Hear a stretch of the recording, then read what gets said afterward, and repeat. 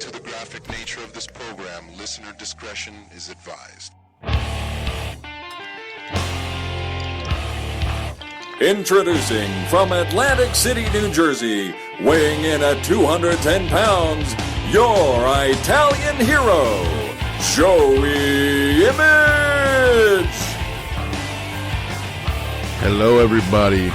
Thank you for downloading or subscribing to the podcast. This is That Image Guy. I am That Image Guy. We are on episode 10 right now, and I want to thank you again for listening to the previous 9 episodes. Episodes 8 and 9 were all about road stories from my wrestling career of the last 15 years. And I got such good feedback, particularly to the Balls Mahoney episode. A lot of people loved that. The other one that I got was a story I didn't tell, which I will tell you today. I call it Pizzagate, but a lot of people ask me about that and to tell that one again because it's a hilarious story. It's kind of a long story, actually, but it's pretty funny. But again, I appreciate everyone listening to those last 2 episodes. There's, as I said in episode 8, there's a lot of road stories I have that I simply can't tell. Not everything is for the public knowledge. In fact, maybe we'll get into public knowledge stuff later on in the episode.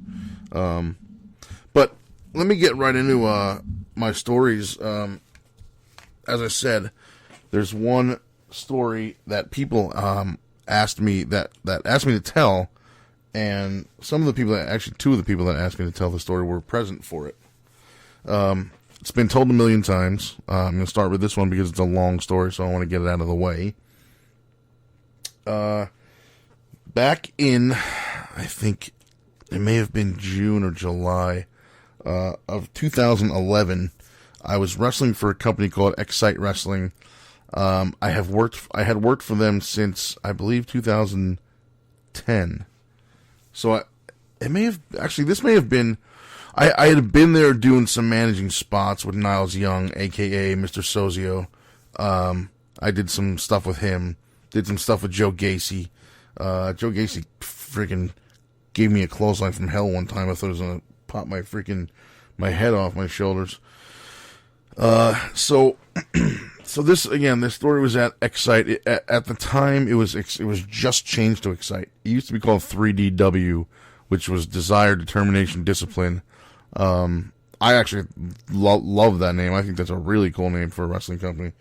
But anyway, so I think this was June or July. I know it was 2011. We were wrestling in an 8-man tag. It was myself, Frank the Tank. I don't remember. Myself, Frank the Tank, Ian Decay, and one other guy. I don't remember who the other guy was. Ian Decay, I still keep in touch with via Facebook once in a while. And Frank the Tank, I don't even know if I've ever seen him or spoken to him again. I didn't know who he was before that night. I had never heard of him, and that was the first night I had met him, and I hadn't seen him again. I haven't spoken to him or seen him since that I know of. He could be on my Facebook for all I know. I mean, I add everybody. And we were wrestling the Hillbilly Express. It was 4 guys that were a stable. One of them being Big Papa Chill, who is a very, very well-known independent wrestler in that area. This was Excite Wrestling in Binghamton, New York. And they were a very, very, we referred to them as an ECW crowd. So if you know the ECW crowd from the Philadelphia Arena, the ECW Arena in Philadelphia, you'll understand what I mean by that. So the opponents were, again, Big Papa Chill, Super Bad, a.k.a. Dick Justice, you may know him as now, Spike Norton, rest in peace, and the 4th man I don't remember. So I remember 6 out of the 8 guys, and if I wasn't one of them, I would probably only remember 5. So what we did was we did an 8-man tag. We were the bad guys, obviously, my team. I always am. So we came out, we did our entrance. I think they entered first, if I remember correctly. because they were like the top 4 like babyface. They were the top babyface team, or babyface or good guy. They were the top babyface team there. So they were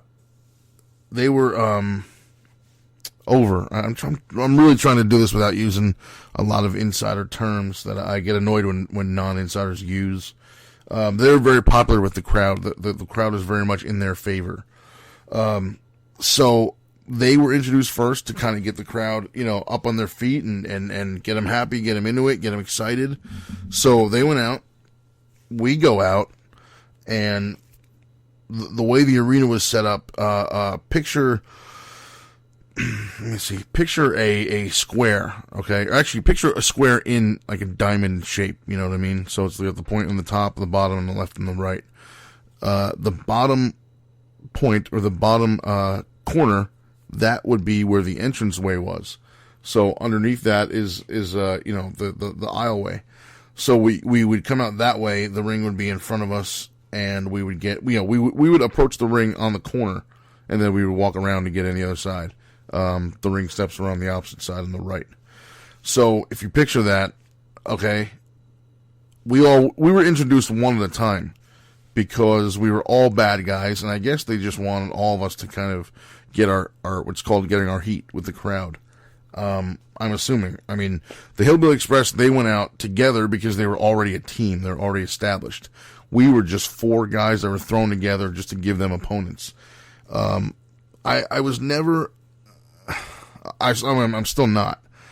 Still not a big fan of, guys being teamed up just because they're there and maybe they don't have an opponent, or they just want to get on the show and the promoter feels bad not booking them, something like that. I've never been a fan of just throwing together a team just for the sake of throwing together a team, but this is what I was given. Anytime I was given that, I did it because I'm a professional. I do my job. I do what's asked of me.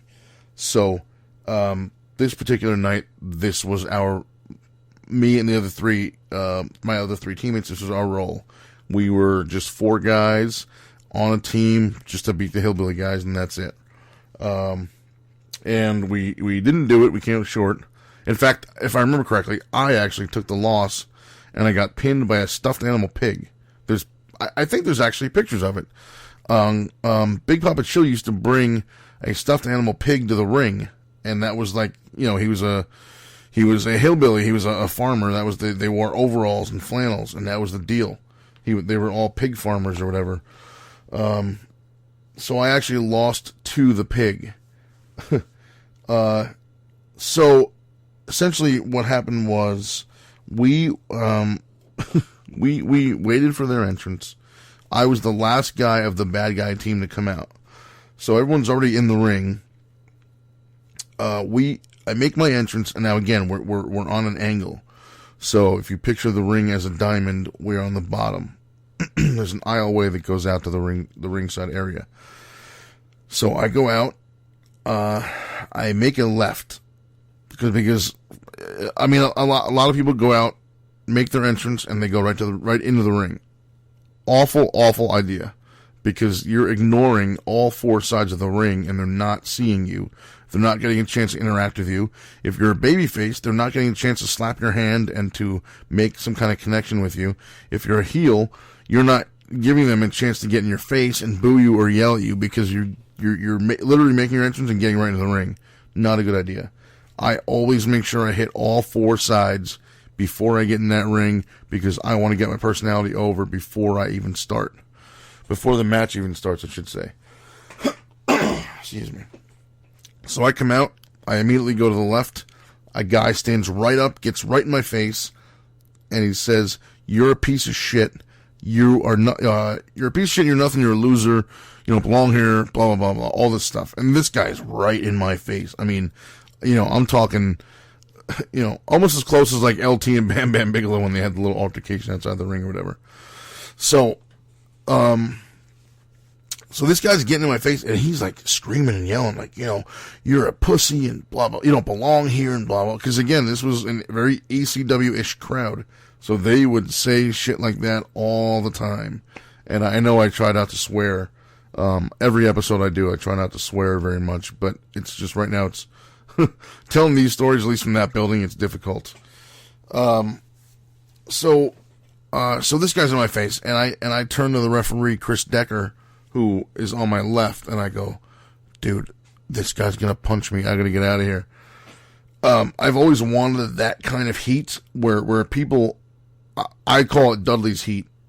The Dudley boys in ECW would come out and just rile up that crowd, man. They were masters. They were heat magnets. They were masters. Bubba Ray would get on the top rope and point to some guy and go, I fucked your mother last night right in the ass. And that guy would hop over the railing to try to get to the ring to beat the shit out of him. I mean, there were people in the front row that Bubba Ray and Devon weren't even yelling at that would just hop over the rail to try to get to him. It was awesome. That's the kind of heat I always wanted. And then when this guy gave it to me, I didn't know what to do with it. I was like, oh my God, this is like, crazier than I expected. So, again, and I'm sorry if you hear me get quiet as if I'm pulling away from the microphone a little bit. That's because, as I said, I am streaming this live on Periscope. So I'm also leaning forward, trying to, trying to read the comments in the Periscope chat as well. So, anyway, this guy's getting up in my face. I tell the referee, like, hey, I gotta move. I gotta get in the ring or something like that. I gotta get out of here. This guy's gonna kill me. So, we leave. So now, again, I came out and I made a left. That guy was on the left-hand side. I turn around and I go the opposite way. So I don't continue going the way I was going. I turn around and go back. So I pass the entrance again. Now, right on the corner of the entrance is a young, Puerto Rican woman. Right next to her is a little girl, couldn't have been more than 3 or 4 years old, eating pizza. Right next to the baby is a very tall woman, actually. And next to her was a man. They were a family. This is how it was explained to me later. The good-looking woman was the mother. The baby was her daughter. The other woman was the mother's sister, the baby's aunt. And the man, I don't think it was the woman's husband. Actually, no, I'm sorry. It was the mother's husband. So the man and the Mexican woman or Spanish woman were the parents. The other woman was the mother's sister. So it was mom, daughter, aunt, husband, or husband/dad. So I'm Italian, right? 100%. So I like pizza. Everyone loves pizza. So I look over, and I see this girl eating pizza, as I said. Could have been more than 3 or 4 years old. So I lean over. She's about to take a slice. I wait till she's about to take a bite. She picks up the pizza, the slice, and it was one of those like crappy, they were $1. It was one of those shitty $1 crappy old Elio's pizzas that you used to get in high school, or not even high school, in 3rd, 4th, 5th grade or whatever. They would give you in the lunchroom. It was one of those things that was terrible. But I see her pick it up, right? So the baby's sitting there, she picks up the pizza. I lean over, I grab the pizza slice right out of her hand. I take a huge bite. I mean, a huge bite.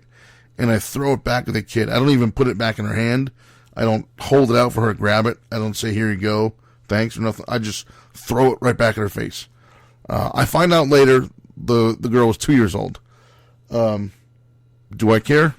Nope. Still don't.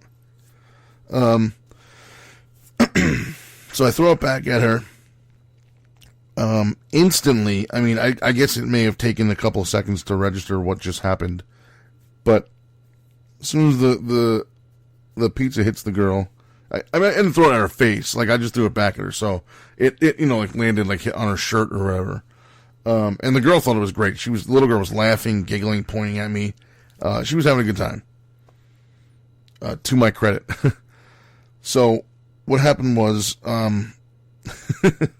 within 2 seconds, the mother, the aunt, and the father are all on their feet screaming. The mother's screaming, "You're a fucking asshole. She's 2 years old. I'm gonna fucking kill you myself. You fucking wait till this is over. I'm gonna find you, you motherfucker." I got called excuse my language, but I got called faggot like 4 times. They were yelling that. So I'm looking at the mother, listening to her scream at me, and I'm yelling back at her. I'm like, "You're a piece of shit. What do you know? You know, you don't even deserve to be seeing me wrestle tonight. You don't even deserve to be in the same room with me." Blah blah. So as this woman, and she was on my right, the baby was next to her, then the aunt next to her, and the husband next to her. So I am yelling back and forth with this woman who was on my right. And little did I know that on my left, the husband already has 1 foot over the rail, 1 entire leg over the railing, because he's going to hop the rail and come and kill me. So I'm yelling at her, "You're a piece of shit too, blah, blah, blah, blah, blah." And then I turn to walk the other way, and I see this dude with his leg over the rail. I'm like, holy shit, like this guy's going to kill me. I think I also threw in there that it's a like $1 slice of pizza. And it wasn't even like, you know, it was like the last slice in the building, or she couldn't get any more. It was $1, and there was a ton of them in the you know, in the snack area, whatever, snack bar, concession stand, whatever you want to call it. So it wasn't like she couldn't get any more. She could have just as easily went over there and spent $1 more and got another slice. But that's not what happened. So I turn around to walk, you know, to continue walking, and I see the husband with his whole leg over the railing. I'm like, oh my God. Like, now I'm going to get fucking killed. So the referees, 2 of them run over, Chris and somebody else run over, Chris Decker, run over, "Sir, you can't do that," and blah, blah, blah. It's just a show, you know, don't worry about it. Blah. So this guy's screaming the same thing. "I'm going to fucking kill you. I'm going to find you and kill you. Blah, blah, blah, blah. You're dead, man." Blah, blah, blah. So again, this is all just in the entrance. Okay. I haven't even gotten to the ring yet. This is, you know, regardless of how long it's taking me to tell this story, this all happened within a matter of maybe a minute and a half to 2 minutes. So, as nervous as I was, as much heat as I had on me, and these people trying to attack me, and remember, I'm still a little bit shaken up from the first guy that got in my face as soon as I walked out. So I've got all this going on in my head, and I'm thinking, like, what the hell am I going to do? So I go out there. I wait for security to tell the guy to get back. He's still screaming at me. He sits down, though. I walk around. I go around the other 2 sides of the ring. Nothing half as crazy. No fans half as crazy as the other side of the ring. So just because it's my luck, our corner is the corner right in front of this woman. Again, nice looking woman. Not a very big Joey Image fan. Let's put it that way. So our corner is right in front of this woman. We had we had 10 to 12 minutes, something like that. And I think we went a minute and a half or 2 minutes over. So approximately 15 minutes, including entrances and the match itself. So for about 15 minutes, this woman is not paying attention to the match at all, yelling at me the entire time. "You piece of shit, you fucking asshole, you fucking faggot, I'm gonna fucking get you, you wait till this is over." There was a lot of, "She's 2 years old, she's only 2 years old." I felt like that song, she's only 17, whatever the hell, however it goes. But I was getting a lot of heat from this woman and the husband. And again, like I said, they had already tried to get over the rail once. So fast forward to the end of the match. This lasts, again, about 15 minutes, 12 to 15 minutes. She's just yelling, "You piece of shit, oh, Jersey jack off." I've said that a lot before because I got it from this woman. "You New Jersey jack off." I got that a lot too, which was great. So fast forward to the end of the match. I lose to, Big Papa Chill's, stuffed, what do you call it? I said it before, the stuffed pig.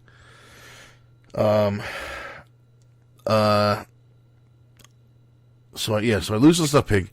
All right, that's right. Okay, I remember. I almost forgot what happened after that.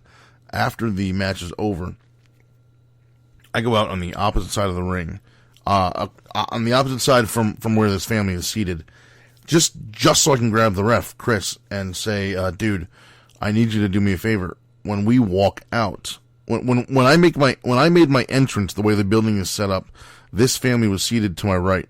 So when I go out, obviously I'm going out the same way. Now they're going to be on my left. So I told the ref, I'm like, dude, you got to do me a favor. You have to walk out with me on my left side because I don't know what these people are going to try to do. I'm going to be as far to the right as I can and still legally be in the entranceway to make my exit. But you got to do me a favor and just walk me out that way. So he's like, okay, no problem. So we get to that side of the ring. We're walking out. I'm on the right. He's on the left. This woman gets up and swings. And, I mean, she, if I didn't move, she would have clocked me in the face or in the head or something like that. So she swings. Decker is maybe one step in front of me. So there's about one person size length in front of me of just space. He's about one step ahead of me, and I'm going to the back. I see her swing. I grab him. I pull him back to protect myself with this guy. And she ends up punching him like in his left shoulder or something like that. So he turns to her and he's like, "What the hell did I do to you?" Like screaming at her or whatever. And she's like, "Oh, I'm so sorry. I meant to punch that fucking piece of shit over there." She points right to me again. Loved me, this woman. She was a huge fan. So, I finally go in the back, right? She's still screaming. I get in the back. Now, we were the last match before intermission. These shows were usually 3 matches, intermission, 4 matches, the last of which being the main event. So this was our 3rd match, or I don't even recall now, 3rd or 4th. If there was 8 matches, there was 4 intermission of 4. If there was 7, it was 3 intermission of 4. So we were last before main event. We were last before intermission. So intermission comes, and guys always go out and sell gimmicks. We call it selling gimmicks.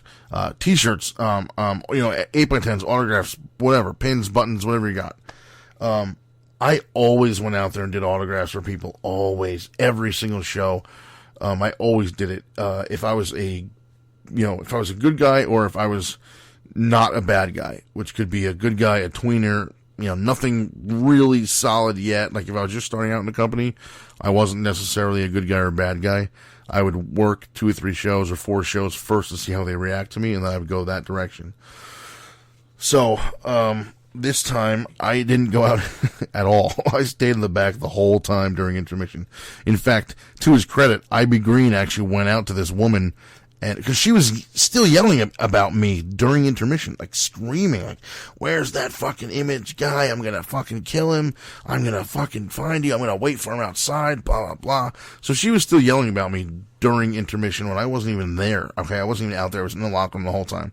So, again, to his credit, I.B. Green went out to the woman, offered her $1 and said, "Here you go get another slice of pizza. I'm sorry for what he did. He's a dick." She wouldn't have it. She wouldn't take the $1. She wouldn't go get another slice. She just insisted that I was a fucking asshole because I took a bite out of that one slice. There was 40 million other slices of pizza back there. They were all $1. Just go get another one, okay? But that didn't happen. So, fast forward a couple of matches. I'm still in the back. I don't even think I went out at all. Like, usually I would either stick my head out and watch the rest of the show, or I would sneak out to the side of the entranceway. So I was, the crowd could see me. I was exposed, but I would still sell, and I would still just watch the rest of the show. I didn't do that this time at all. I just stayed in the back the whole time, hung out with guys, and just did whatever the hell we did, talk, bullshit, whatever. Coincidentally, Johnny Moose, the promoter of this company, used to always buy pizza. So I'm sure I was in the back eating pizza. I stayed back there the whole time. Main event time comes and goes. I don't remember what the main event was. I know it ended. People were filing out of the building. Guys were in the back getting undressed, putting their stuff on or whatever. Putting their regular street clothes on, packing up their gear, getting ready to go. The promoter pulls me aside and says, "I need you to do me a favor. I need you to go out downstairs and go out the back door of the building. Then you walk around, like you go down the driveway, you walk to the street, you make the right, parking lot's right there." And I go, "Why? What's the, why?" Like, there's no light. First of all, there's no lights in that hallway downstairs. And I go, "Why? What's the matter?" And he's like, "Well, I don't want to worry you, but that, family that you did not make, friends with, they're outside waiting for you by your car. And, I don't know, I don't want to know what they have, if they have weapons, or I don't know what's going on, but I know that they're out there waiting for you." Again, Dudley Boys heat. This is what I wanted. I wanted this heat, and it's taken me a long time to tell the story, but I think it's worth it. And the Periscope guys seem to be having a good time and enjoying this too, the crowd watching. So he says, well, they're outside waiting for you by your car. And I go, well, how's that possible? And he's like, what do you mean? Like, they're outside waiting for you by your car. And I go, well, how do they know it's my car? Like, it could be anybody's car, another fan, another wrestler, you, the promoter, anybody. He said, you were announced from New Jersey. Your car is the only one in the parking lot with New Jersey plates. And I go, oh, wow. I didn't even think about that. So I was announced from Jersey, the only one announced from New Jersey, and the only car with New Jersey plates. So they put 2 and 2 together, and they got 4. So he goes, I need you to go out the side door because they're out there waiting. And I said, well, no matter what door I take, if they're out there waiting, they're out there waiting. And he goes, yeah, but at least if you take the side door, you can wait a little while and give them time to leave. He said, you can wait a little bit, give them time to leave. Just hang out and see what happens. But just do me that favor. I said, all right, no problem. So I go outside, wait a little while. I every couple seconds, I peek my head around the building. I see they're gone. I go, get in my car. Nothing happens. So we're good to go. So I go to my hotel, and I was traveling with Chris Decker, the referee, and AJ Evers. And again, this was Binghamton on a Friday night. The following night, Saturday, we had a show in Sydney. Same company, double shot weekend. So we left Binghamton. Now, Sydney, New York, is right next to Cooperstown, where the Baseball Hall of Fame is. So that night, we left Binghamton. We drove to, I don't even think it's that far, maybe 45 minutes to an hour, if I remember correctly. We drove to from Binghamton to Sydney. We got a hotel room in the town that the show was going to be in. And then the following morning, we got up early, and we went to the Hall of Fame. So myself, Chris Decker, AJ Evers, spent a few hours at the Baseball Hall of Fame. Had a blast. Awesome place. I've been there before, but it had been a while. So we do that, go to the Baseball Hall of Fame. Everything's cool. We hang out, whatever, get some lunch, whatever we're doing. We go to the building in Sydney where the second show is being held. It's at a skating rink. Really, really big building, actually. Really big venue. So we get there, say hello to the promoter, say hello to the boys, the ones that are already there. We walk in, we go to the left, we find the locker room. I put my stuff in the locker. This is one of the only times that a locker room actually was a locker room, because a lot of times it's just a dressing room. We just call it a locker room out of habit. A lot of times it's really just a dressing room. But this was actually a locker room, so I put my stuff in the locker.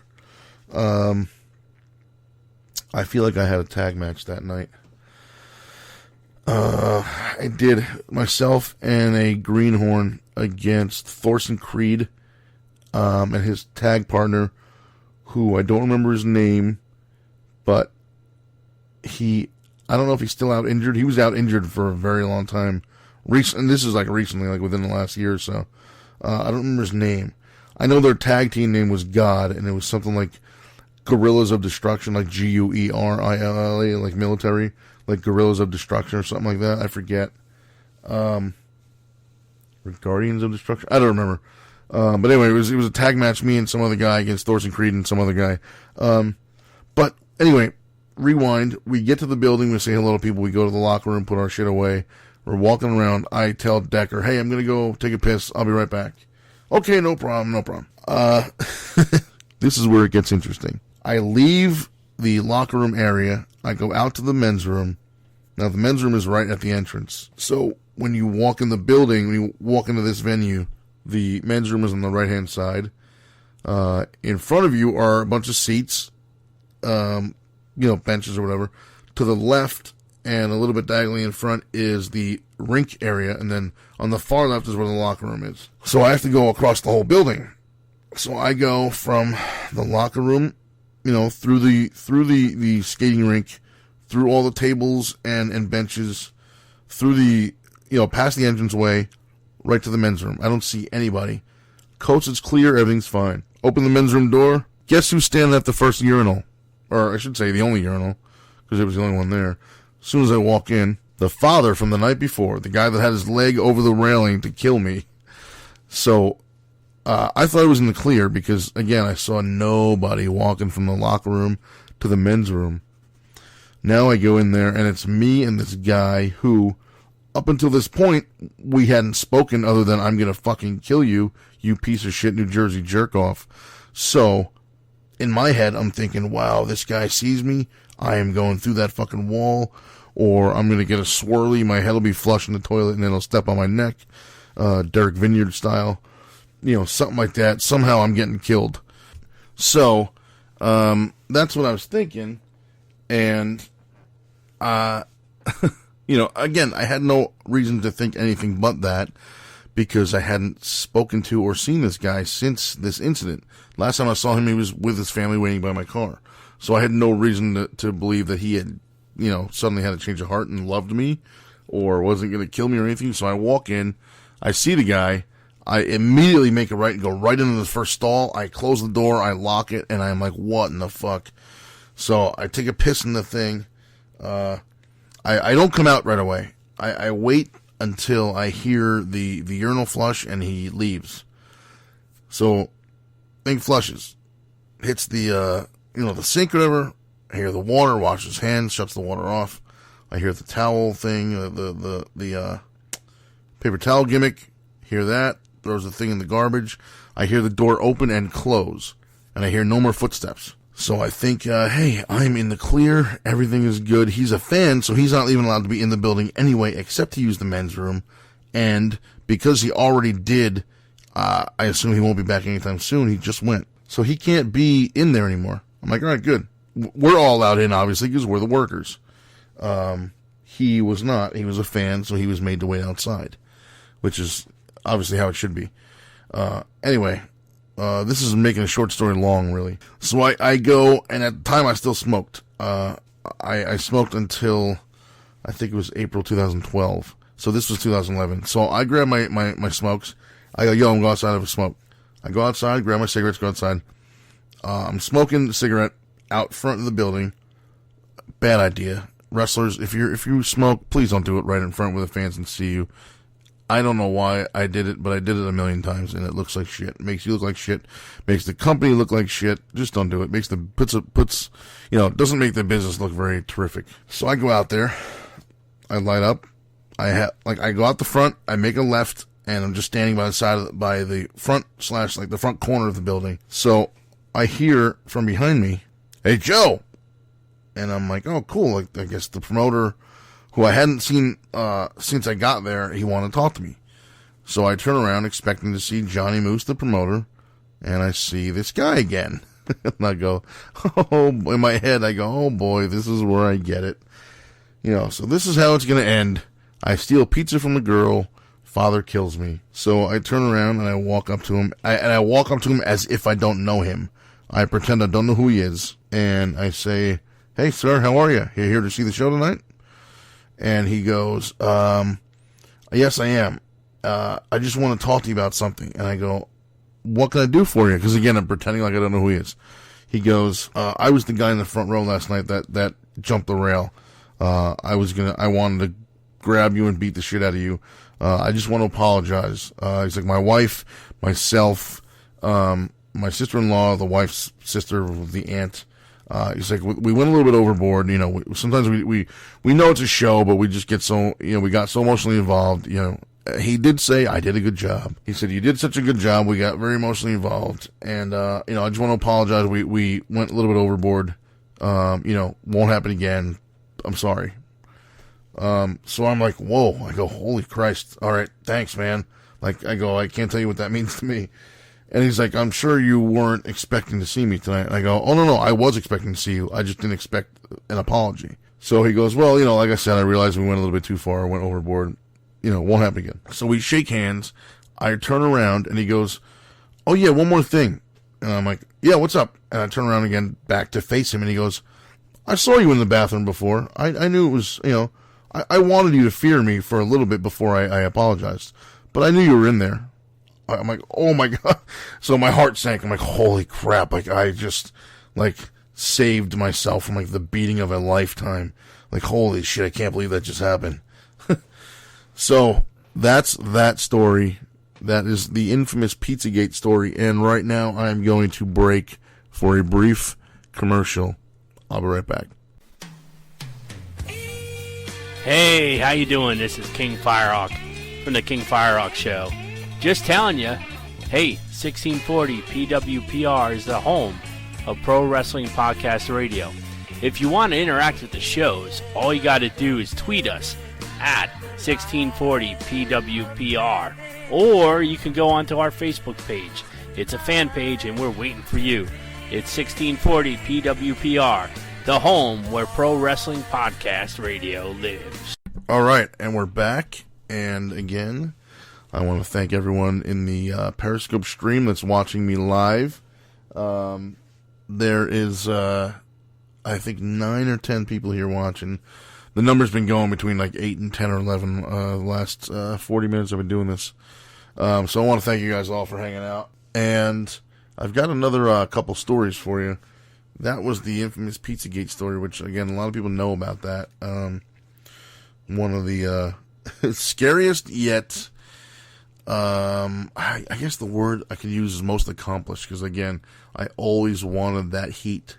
I wanted that kind of heat where people were trying to kill me. I never expected that they were actually going to try to kill me, but I'm glad for the heat now. At the time, I didn't know what the hell to do with it. Anyway, another story I told on my last episode was about when I walked out of EGW.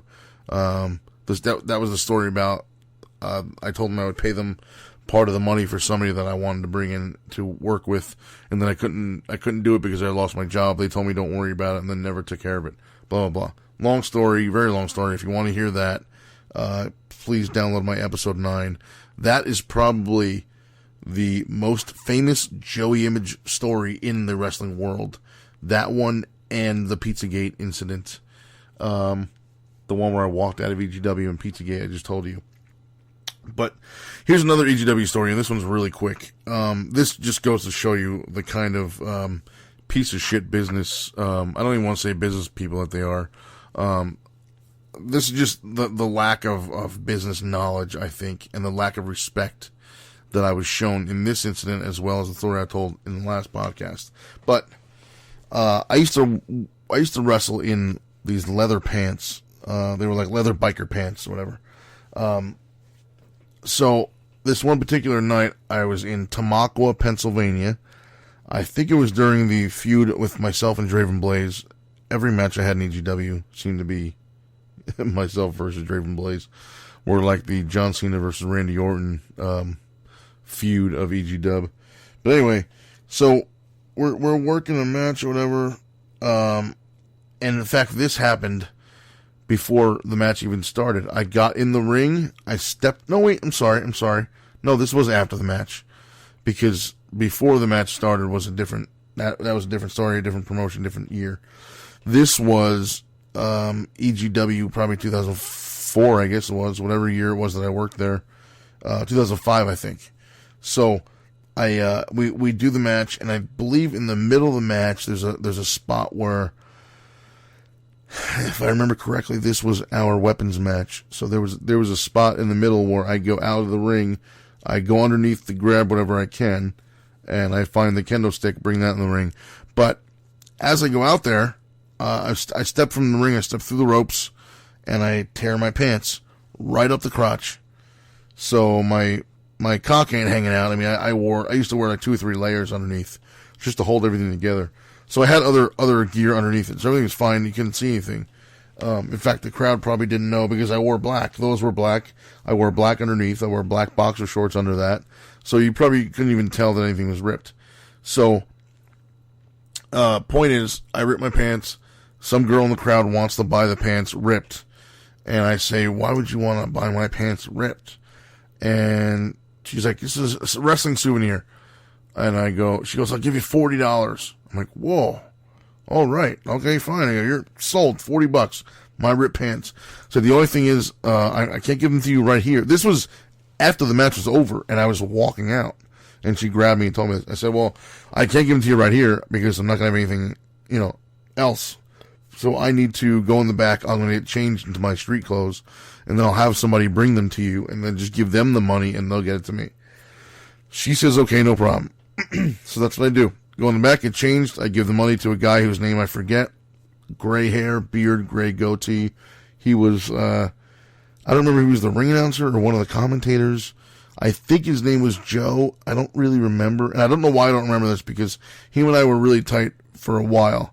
And I saw him again years later after this happened, and everything was cool, but I forget his name. But anyway, he goes out there, he takes my ripped leather pants, he brings them to the girl, I tell him who she is, she gives him the $40, he comes back, gives me the $20. So, I say, this is only $20. And he goes, yeah. And I go, but, I'm like, did she change her mind? Because she told me she was going to give me 40. And he goes, oh, no, she gave me 40. And I go, and you only gave me back 20. He goes, well, yeah, because the other 20 goes to the promotion. I go, whoa, back the fuck up, homeboy. What does that mean, the other 20 goes to the promotion? He's like, yeah, the other $20 goes to, like, the promotion to put towards the next show, or, you know, programs to get printed, or the website, whatever. You know, whatever regular company expenses. And I go, how do you figure that? And he's like, well, because you work for us, and you made that money on our show. So part of that goes to the company. And I go, did you pay the $60? I've never paid $60 for a pair of pants in my life. These were like, I don't know, $8 or probably $20, $18, $20. Like, I got them out of like a magazine somewhere. Like, I don't even know what the hell it was, like a metal magazine. They were just like, actually, they were probably, if I remember correctly, they might have been Hot Topic leather pants, which means they probably weren't even real leather. But I think they were Hot Topic, actually. But I say, did you pay the $60 for the leather pants that ripped? He said, no. I said, okay. Did you pay for the gas to get here to the show tonight in my car so I could wrestle in those pants? No. Okay, then you do not get the $40. You get zero. I get the $40. You don't get 20. You don't get 10. You don't get 5. You don't get 30 cents. I get 100% of that $40. They're my pants. I paid for them in the first place. I ripped them. My match. But that money should go to the company. And I go, you know what? No, it shouldn't. I said, you know what? Why don't you just, you can keep the $5 that you're paying me today, because because I don't know what the deal was. For some reason, I used to get $20, and then for some reason that show they only gave me $5, and I think it was because I had already owed them for a previous something or other. But that was a completely separate thing. So I went to the promoter himself, and I was like, listen, this is what's going on. I want to know why he's taking that $20. The promoter looked me right in the face and said, he's not. That's your money. You're absolutely right. If you came here and sold gimmicks during, when you come and sell gimmicks during intermission, you don't give us that money. You keep that. This is the same thing. So he went to the other guy, got the $20 back for me, and I was happy. But that just kind of goes to show you, this is another example of EGW's unprofessionalism. So with that, I don't want to make this a third Road Stories episode in a row, but I've really got to get going, man. We're hitting almost 45 minutes here, and this is a bit longer than I like my episodes to normally go, so I think I'm going to cut this off here, and I'll just make this like the Road Story trilogy, and then we will get back on to normal topics and stuff in the next episode. As always, if you guys want to hear something specific, or if you have, I don't know, questions or whatever, or even if you have topic subjects or suggestions, like, hey, can you talk about, glue, or, can you talk about, like, the last time you wore green underwear? I don't know. Whatever you want. Just shoot me a message. Send me a thing on Twitter, @JoeyImage. Facebook.com/RealJoeyImage or JoeyImage@gmail.com. I very much appreciate y'all listening. Hope you guys have a terrific weekend, and I will see you in my next episode. Thanks a lot. I did not have sexual relations with that woman.